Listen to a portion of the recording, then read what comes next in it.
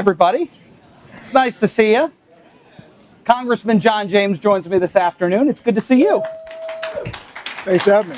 Look forward to the conversation. Now, full disclosure, Congressman Jack Bergman gave up home field advantage.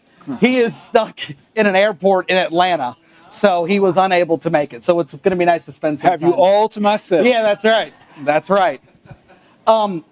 The theme of this conference, I think, is incredibly worthy. Yeah. When you consider how divided our politics can be at times, the quest for common ground is really important.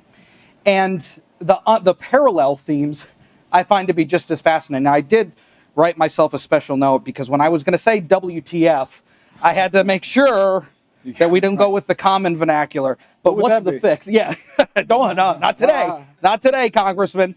And you have, I think, an interesting viewpoint on this, obviously, because you're running for governor as well.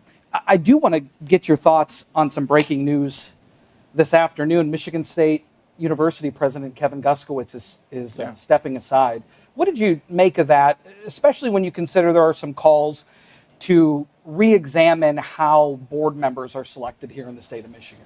Well, if we needed an additional wake-up call, that was one of them. When you have somebody who is turning down the salary, turning down the prestige, turning down the opportunity to go to a southern school because of the environment, because of the tone of what we currently have in the state of Michigan and at that particular university, I think that's a wake-up call. I think it's an indication, and I would actually take it as motivation to recommit ourselves to doing the right thing.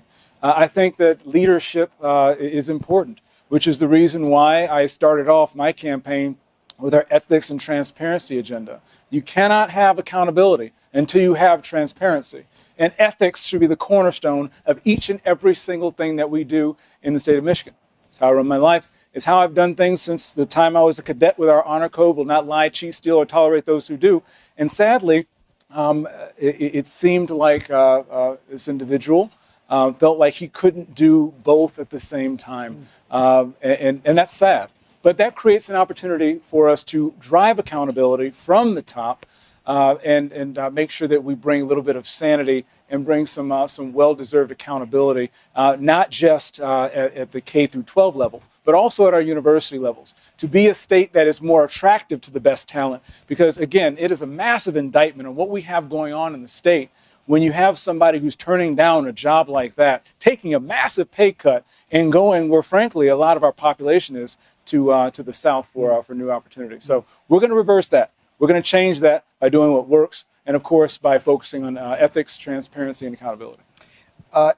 It's got to be a big day for you. Obviously, it's beautiful here on the island, but in your district, Selfridge has been a main focus for you for many years. Mm-hmm. The state passed over $150 million, and the governor is going to sign that bill on the porch of the Grand in just a little while. This really means something completely different for Selfridge at this point. That's right. It means it feels like the state of Michigan is headed in a different direction when it comes to being a hub for national defense. Is that something that you see? It's absolutely correct. And we have to remember days like this, that we can win when we work together. There are opportunities to find common ground on things like Selfridge, on things like our Fortress, Michigan, concepts where we all agree and we can work together. This is something that I'll tell you, there were some dark days for Selfridge when I first got started. There were people who were just saying, you know, Selfridge is going to close. There were folks saying that we're going to lose both flying missions. There were folks saying that we should just be happy with a tanker mission. But we weren't satisfied with mediocre. We weren't satisfied with the status quo. We said we've already lost 3 flying missions in the past few decades. We don't want to lose additional. So we went to the drawing board. We worked with everybody across the table, with our senators. We worked with the county. We worked at the state. We worked together. And everybody did what they were supposed to. I went and talked to the Secretary of the Air Force. and we laid out the plan and what it would take to get additional resources for Selfridge Air National Guard Base. And my team was able to execute that, and we delivered $162 million for Selfridge Air National Guard Base. Now, we're really proud of that, but I'm also as proud of the hundreds of thousands of dollars that we delivered for a Cherry Street capital project in Mount Clemens. These are the types of things that happen when you work with people and you are focused on getting things done. What this means for Selfridge is now that can be the jumping off point for our Fortress Michigan, not just F-15EXs or a KC-46 new generation fighters and tankers. But we also have the opportunity to participate in the Golden Dome with hypersonic defense, cyber. We have a massive opportunity to improve USMCA, to include not just economic benefit for Michigan and the region, but also strategic defense cooperation, because, of course, we participate in the same umbrella, a closer partnership with lower cost and increase the need for Selfridge. There's massive opportunity, not just for economic growth for Macomb and Michigan and the region, but also strategic defense to make sure that not just Selfridge, but the entire state of Michigan can benefit. We have the arsenal of democracy that's right here right in Michigan. This hub is Macomb County. Why are we losing opportunities? Why are defense capabilities growing in places like Alabama? They should be staying with us. It's a part of our proud legacy, because we have the talent, and we have the engineering, and we have the work ethic, we have the grit, we have all the natural resources, but we lack the leadership in that vision. We're going to have that leadership in that vision moving forward, and defense is just a natural thing from shipbuilding to rocket ships that we can do here in Michigan. I'm really excited. And that funding that was passed in the House is in the Senate, correct? So we wait for that? Yes. I actually just had the opportunity, had a great conversation with Senator Gary Peters, and we're excited to work together to get this thing forward. But again, working together for the benefit of the state is what I've done since I was in the military. Nobody gave a crap about what party you were in when bullets were flying, and nobody gives a crap now. We need leaders who are focused on the right things, and that's you. Common ground. Common ground, that's right. Senator Gary Peters, yeah. The chamber had done a poll recently in a study. The numbers are shocking.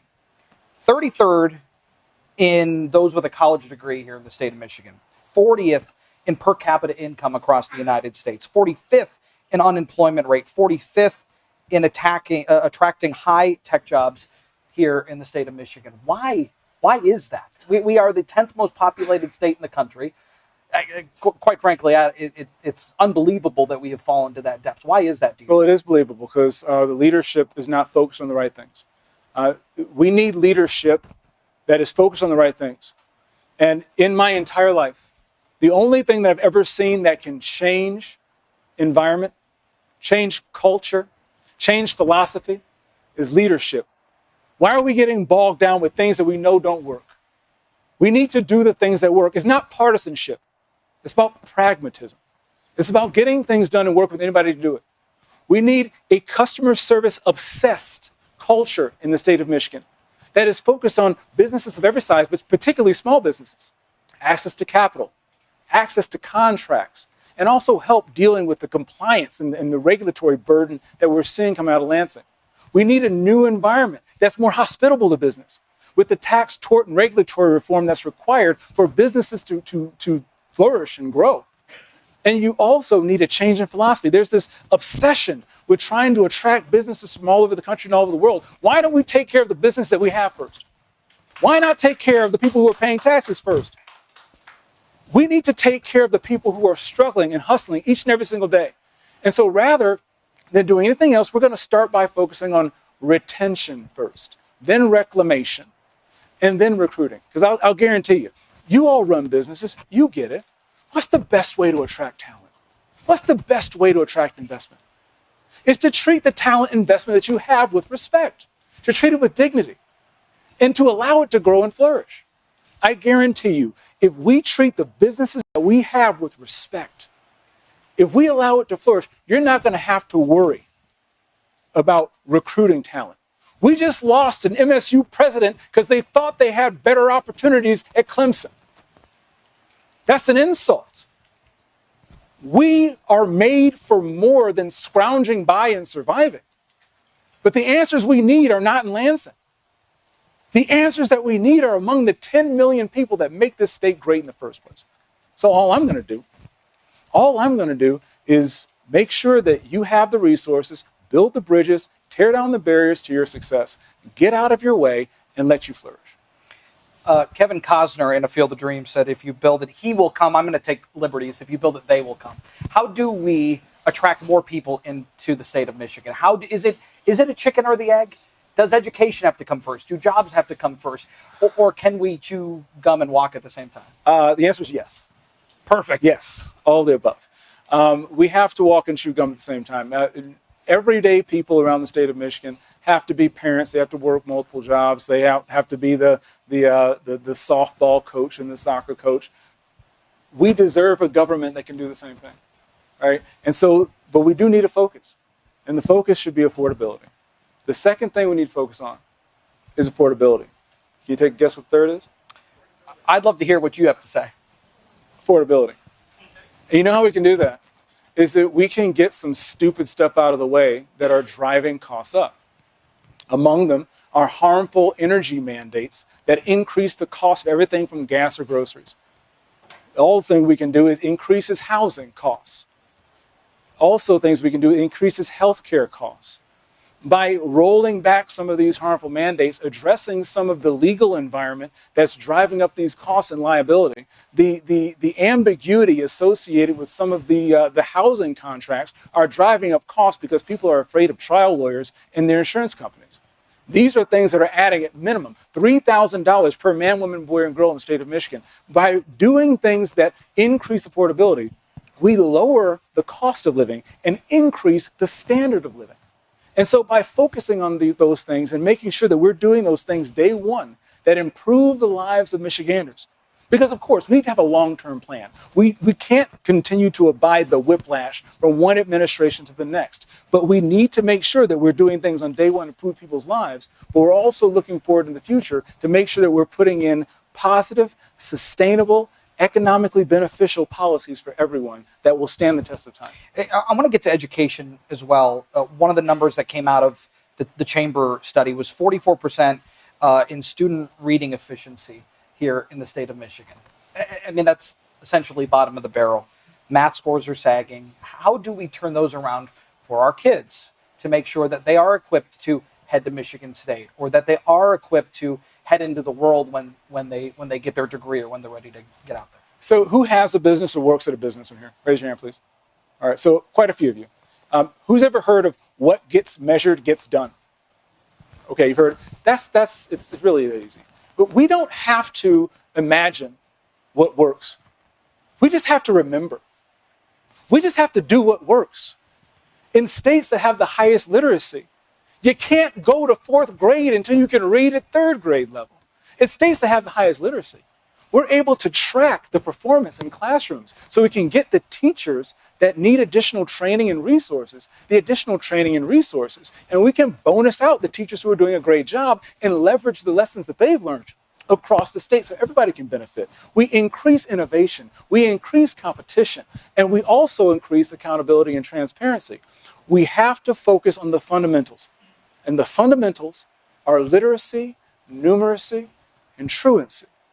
And we do that, we will be able to give our children the school systems that they deserve. Literacy has to be based on phonics. And we also have to be good stewards of the resources that we have. Education, we're spending millions and billions of dollars on education, and we're still at the bottom of the barrel. People like to talk about the Mississippi Miracle. Well, that's more like a Mississippi Marathon. There were people who were committed to doing the right thing, and they prioritized the children over interest in their own feelings. They do that. In a span of about a decade and a half, they were able to go from bottom of the barrel to now some of the fastest achievement.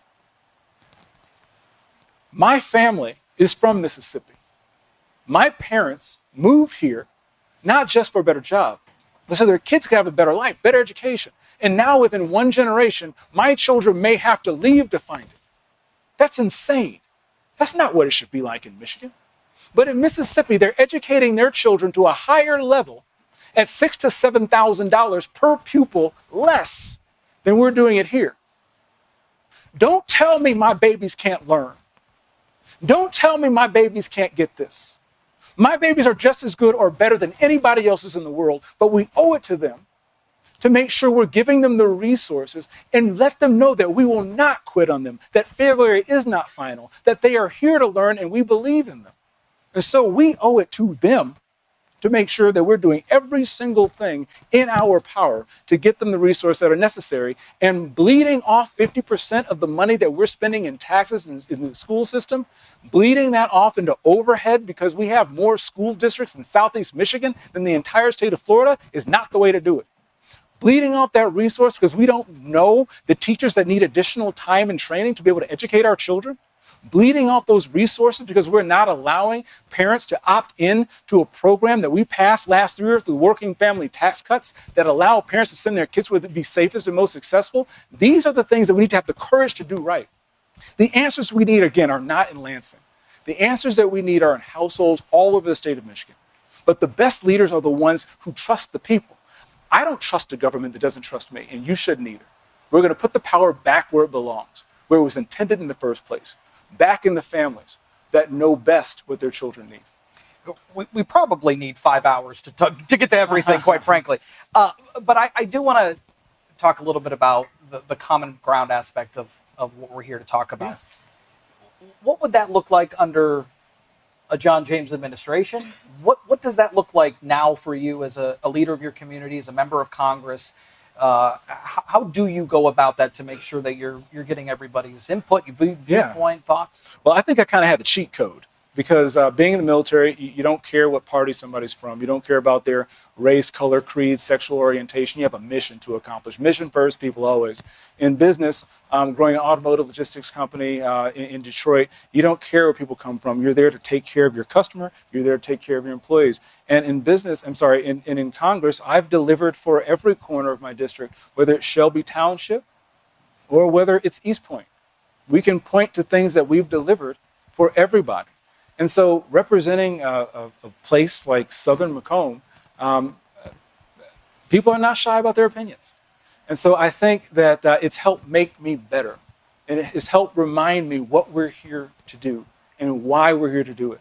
I'm going to continue to work with anyone and everyone of any persuasion who is committed to making Michigan a better place. Michigan was made for more. We were made for more.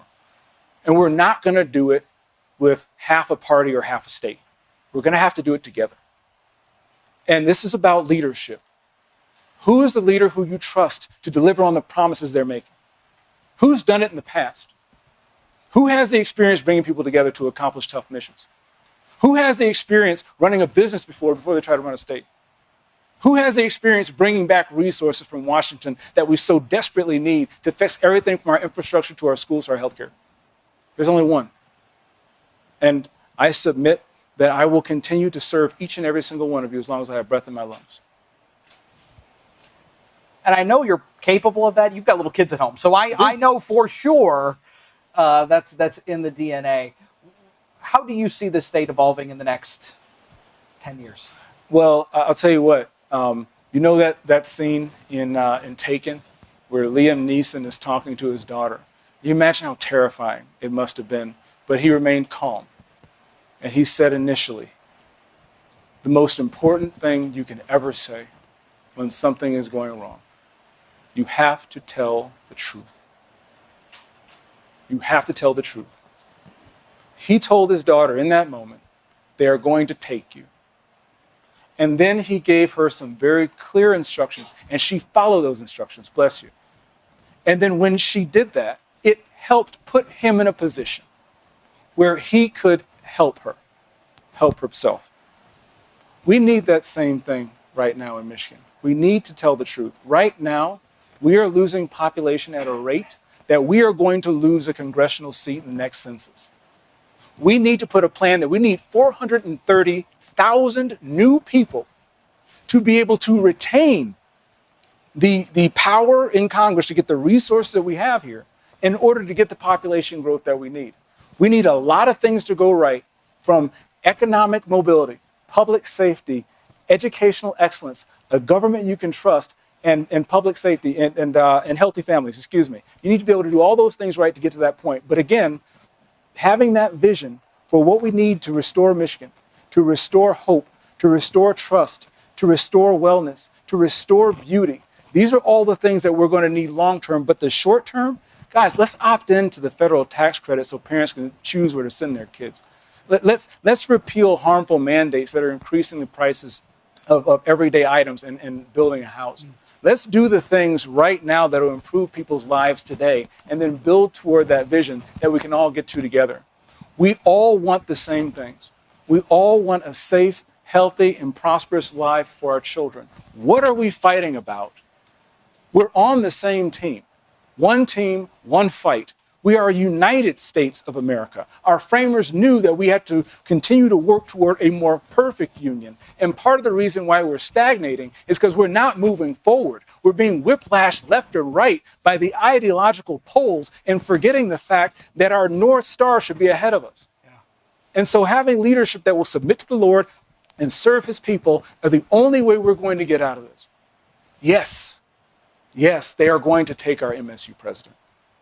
But I guarantee you, when we work together, when we tear down these barriers, when we build these bridges, when we give the power back to the people who deserve it in the first place, I'm telling you, we're going to have our pick of the best talent in the world, just like we have in the past. And it's not so hard to think because we've done it before. I believe in you. I believe in you. We can do this.